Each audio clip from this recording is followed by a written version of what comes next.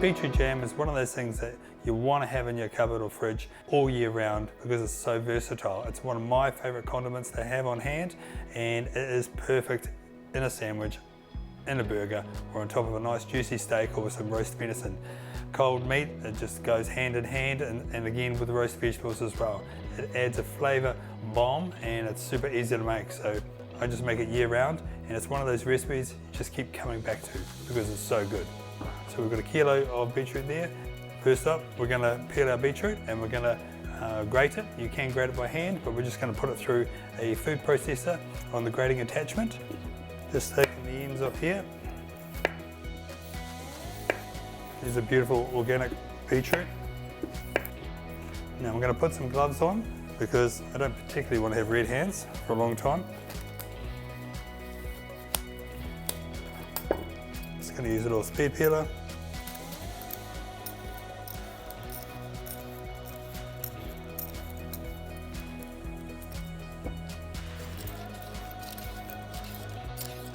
When you're looking at beetroot, if you want to know if they're nice and fresh, just need to look at the skin. The skin should be it shouldn't be leathery, and it should be nice and yeah, quite fine. You can almost rub the skin and it gets quite shiny. Should be quite firm as well. And these are lovely. They're like little, quite dense. If it's rubbery and soft, that's not a fresh beetroot. Here's our last one. Just going to feed these through the food processor, just on a grating attachment, just a normal one.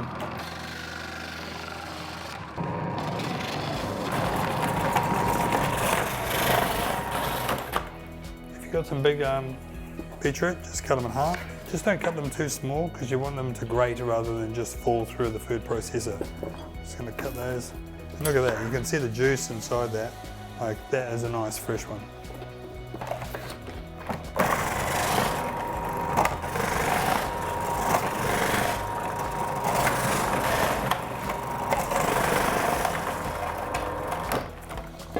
Put all our beetroot back into here. There will be a few bits and pieces left over that don't quite make it through. We'll keep those to one side. And then I'm just going to put this attachment back in. And any little bits like this, we'll just give them a quick whiz.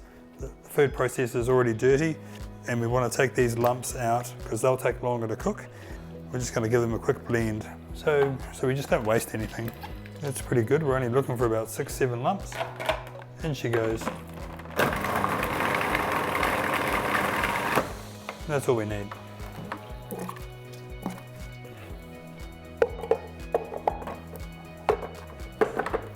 Okay, and here we go. This is our lovely beetroot. Just put that to one side. Off go the gloves. Okay, our onions. Just going to slice these onions. So this is about 500 grams, which is just 3 nice onions. This is the hard part. Nearly done. I'm going to slice these up.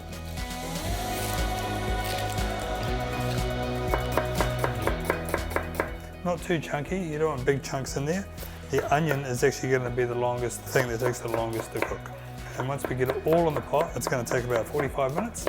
And essentially this relish, even though we call it a jam, we're just going to cook it with the vinegar and sugar until everything is tender, and then we're going to thicken it. Okay, here we go.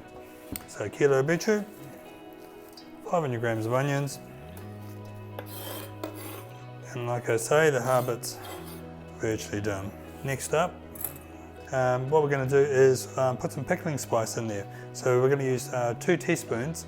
Now pickling spice is just a mixture of different spices like whole sticks of cinnamon, whole cloves, whole coriander seeds, some chili and some bay leaves. And you can just put them in some muslin and make like a little bag.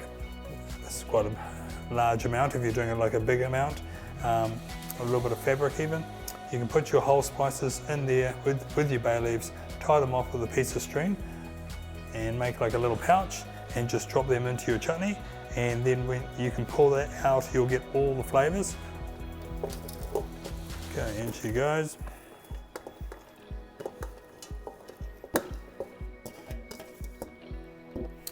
Right, into this we're going to put our sugar, 650 grams, and that's just standard sugar.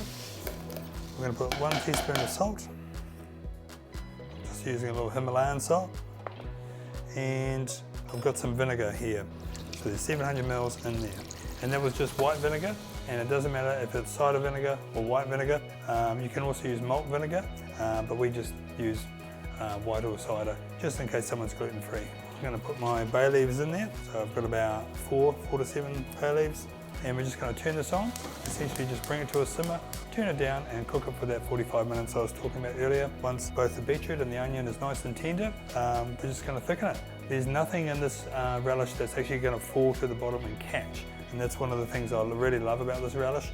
It's a really easy one. A lot of chutneys, particularly when they've got dried fruit in them, can catch, and you've got to cook them really slowly to evaporate out the liquid in it and also get all those flavours really rolling. This beauty just comes to a simmer. As soon as that's tender, we're in business and we're done. Okay, so it's been about 35-40 minutes and we're looking pretty good. The beetroot is lovely and glossy. That is just an incredible colour, an amazing smell coming off from those mixture of spices and the bay leaf, and this incredible deep rich colour. And now all we're going to do is thicken this up. I've already checked that the beetroot is nice and tender. And that's about as simple as it gets. Put some in your mouth. If it's nice and tender, it's good to go. Find yourself a little piece of onion. As long as that onion is not crunchy, we're in business. So I've got some corn flour here, 4 teaspoons. I've got a little bit of water, maybe a cup. I've always got a little bit more water to make sure that we have a nice slurry. It's not too thick. Turn this up from just a gentle simmer, and we're just going to pour that in. And because that's at a simmer, that's thickening up straight away, and it literally just has to come back to a simmer for that corn flour to take effect. And already I can see it thickening up. It's lovely and glossy, and you want just enough texture that it doesn't run off a spoon, super fine. And you can't always tell with a wooden spoon. I always use wooden spoons when I'm testing jam for thickness, but for something like this, I really want to see how it runs off like a tablespoon, off some steel. And I want that liquid to kind of adhere to the rest of the beetroot jam, to the body of it.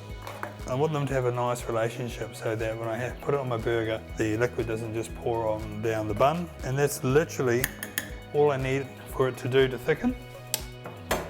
With corn flour, you only need to thicken it until it comes back to the simmer. And we're ready to put it in whatever jar we want. Now you can just keep this in the fridge up to a couple of months. It's actually really stable, so you can just cool it down in the pot, and when it's cool, you can put it in some glass jars like that. Or if you've got a sterilised jar like this one is, I'm just going to make one big bulk one and keep that in the corner. I'm just going to fill this up like that. So that 1 kilo of beetroot is going to look after us for a long time. You can leave those bay leaves in, it doesn't matter. This is going to be one good brew.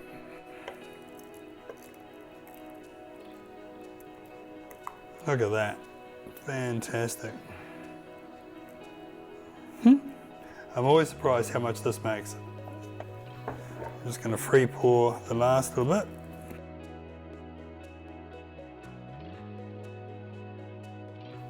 Just give the rim a little wee wipe.